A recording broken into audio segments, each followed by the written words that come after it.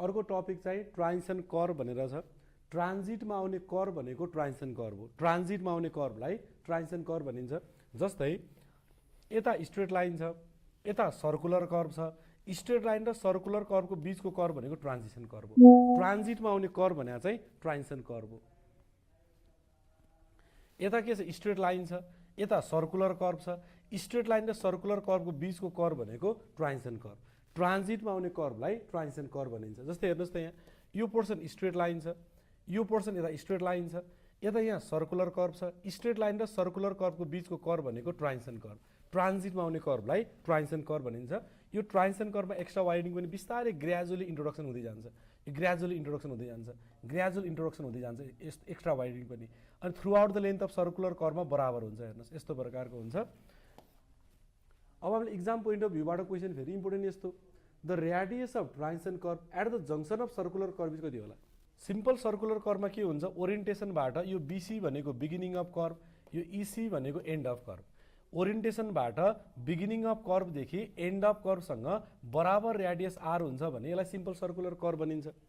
The radius of transition curve, यो transition कर्भको रेडियस सोध्यो कहाँ? At the junction of circular curve, यो पोइन्टमा रेडियस सोध्यो। यो ट्रान्जिसन कर्भको the radius of transition curve at the junction of कहाँ त भन्दा सर्कुलर कर्भ। यो सर्कुलर कर्भको जङ्सनमा कति हुन्छ भनेर सोध्यो। भन्नुको अर्थ यो सर्कुलर कर्भको रेडियस जति हुन्छ यो ट्रान्जिसन कर्भको रेडियस पनि बराबर त्यति नै हुन्छ। यसको एन्सर कति हुन्छ त? आर हुन्छ। यो सर्वेमा तपाईँले पढ्ने कुरा हो, यसको एन्सर आर हुन्छ। The radius of transition curve at the junction of circular curve भन्यो भने R. The radius of transition curve at the junction of straight line is भनेको कति होला? The radius of transition curve, हेर्नुहोस् त यही question यही हो। ओरिएन्टेसनबाट बिगिनिङ अफ कर्भदेखि एन्ड अफ कर्भसँग simple circular curve. The radius of transition curve at the junction of straight line यो पोइन्टमा कति हुन्छ भनेर सोध्यो क्या। अघि के भन्यो? The radius of transition curve at the junction of circular curve. Circular कर्भको जङ्सनमा कति हुन्छ भन्दा यो कति हुँदो रहेछ? आर हुँदो रहेछ। यो पोइन्टमा कति हुन्छ? स्ट्रेट लाइनको रेडियस हुन्छ कि नै भन्ने कुरा हो। वास्तवमा स्ट्रेट लाइनको रेडियस हुँदैन, तर प्लेन सर्भिङमा हामी प्लेन सर्भिङ मात्रै पुरा पढ्छौँ। एउटा जियोडेटिक सर्भिङ भन्ने हुन्छ, पृथ्वीको स्फियरलाई 260 स्क्वायर किलोमिटरभन्दा बढी क्षेत्रफलबाट हेर्ने हो भने धेरै माथि हाइटबाट हेर्ने बेला पृथ्वीको आकार त यस्तो स्फियर आकारको छ नि, सर्कुलर आकारको छ, स्फियर आकारको छ। रियल फिल्डमा वारीबाट पारीसम्म तराईमा जतिसुकै सिधा बाटो भने पनि धेरै सिधा भने पनि रियल साइडमा धेरै माथि हाइटबाट हेर्ने बेला आर्क होइन र। तराई वारीबाट पारीसम्म समुद्र हेऱ्यो भने तराईमा जतिसुकै सिधा बाटो देख्यो भने धेरै माथि हाइटबाट हेर्ने बेला त यो त कर्भ छ। कर्भको रेडियस हुन्छ कि नै? हुन्छ। कर्भको रेडियस हुन्छ कि नै? हुन्छ। हुन चाहिँ कहाँ हुन्छ, तर कहाँ हुन्छ भने थाहा छैन क्या। स्ट्रेट लाइनको रेडियस चाहिँ हुन्छ, तर कहाँ हुन्छ? 100 किलोमिटर टाढा, 1000 किलोमिटर टाढा, 10,000 किलोमिटर टाढा। हुन चाहिँ हुन्छ, तर कहाँ हुन्छ भने थाहा हुँदैन। त्यही भएर यसको एन्सर इन्फिनिटी हुन्छ। यसको एन्सर के भयो? इन्फिनिटी। सर्कुलर कर्भको जङ्सनमा भन्यो भने आर, स्ट्रेट लाइनको जङ्सनमा भन्यो भने इन्फिनिटी। यसको एन्सर सोच विचार गरेर भन्नुहोस् त यसको एन्सर के होला? The radius of curvature provided along the transition curve is option एमा minimum at the beginning, option बीमा same throughout its length, option सीमा equal to the radius of circular curve, option डीमा varying from infinity to the radius of circular curve. बिगिनिङमा सबभन्दा सानो हुन्छ भन्यो, same throughout its length बराबर हुन्छ भन्यो, equal to radius of circular curve, circular कर्भको रेडियससँग बराबर हुन्छ भन्यो, varying from infinity to the radius of circular curve infinity to R हुन्छ भन्यो। के भन्यो भन्दा यो ट्रान्जिसन कर्भको रेडियस कति हुन्छ भनेर सोध्यो क्या। यो ट्रान्जिसन कर्भको रेडियस यो पोइन्टमा कति हुन्छ? आर। यो पोइन्टमा कति हुन्छ? इन्फिनिटी। भनेपछि कति हुँदो रहेछ त? आरदेखि इन्फिनिटी अथवा इन्फिनिटीदेखि आर। यो पोइन्टबाट यता हेर्दा आरदेखि इन्फिनिटी, यो पोइन्टबाट यता हेर्दा इन्फिनिटीबाट आर।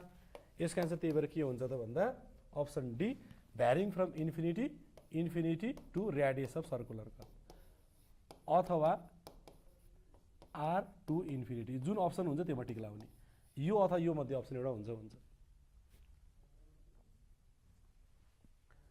अर्को टाइप्स अफ ट्रान्जिसन कर्भ भनेर छ। टाइप्स अफ ट्रान्जिसन कर्भको कुरा गर्दा टाइप्स अफ ट्रान्जिसन कर्भ एउटा स्पाइरल, अर्को लेम्निस्केट, क्युबिक प्याराबोला हुन्छ। यदि यस्तो प्रकारको हेर्नुहोस् त यो भित्र प्रकार यस्तो घुमेर गएको वाला छ भने यसलाई स्पाइरल भनिन्छ। यदि बिचको यसरी गएको छ भने चाहिँ यसलाई लेम्निस्केट भनिन्छ। यदि यस्तो प्रकारको सेप एन्ड साइज छ भने यसलाई क्युबिक प्याराबोला भनिन्छ। The general equation of cubic parabola भनेको एक्स क्युब बाई 6RL को टर्ममा हुन्छ।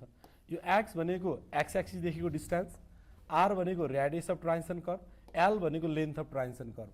यो क्युबिक प्याराबोला भन्ना बित्तिकै क्युबको टर्ममा हुन्छ। क्युबिक प्याराबोला भन्ना बित्तिकै क्युबको टर्ममा हुन्छ एक्स क्युब बाई 6RL। यस्ता प्रकारका इक्वेसनलाई प्लट गरेको आधारमा यो कर्भ बन्छ भनेर सम्झिनुहोस्। सबै कर्भ होरिजिनलसँग हेर्नुहोस् त कति एङ्गलबाट पास हुन्छ भने 45 डिग्रीबाट पास हुन्छ। अब हामीलाई इक्जाम पोइन्ट अफ भ्यूबाट के इम्पोर्टेन्ट हो भन्दा कस्तो प्रकार ठाउँमा कुन कर्भ इम्पोर्टेन्ट हुन्छ भन्ने बुझ्नु पर्यो। इक्जाममा सोध्ने क्वेसन यस्तो अब आइडियल ट्रान्जिसन कर्भ इज क्लोथोइड।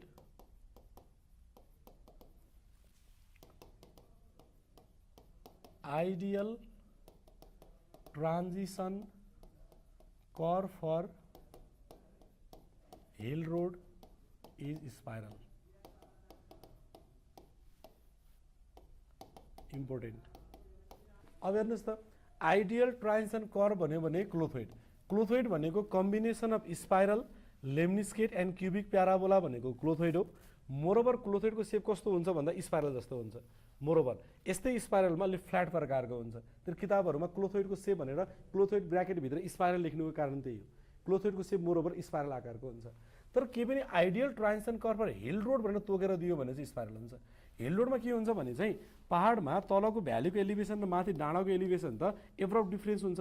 त्यही कारणले त बाटो यसरी घुमेर गएको हुन्छ नि। यस्तो प्रकारको सेप कोसँग मिल्छ भन्दा चाहिँ स्पाइरलसँग मिल्छ। अथवा सम्झिनुहोस् त पहाडमा माथि डाँडाको एलिभेसन ए र तल भ्यालीको एलिभेसन बी छ भने बाटो यसरी घुमेर जान्छ नि।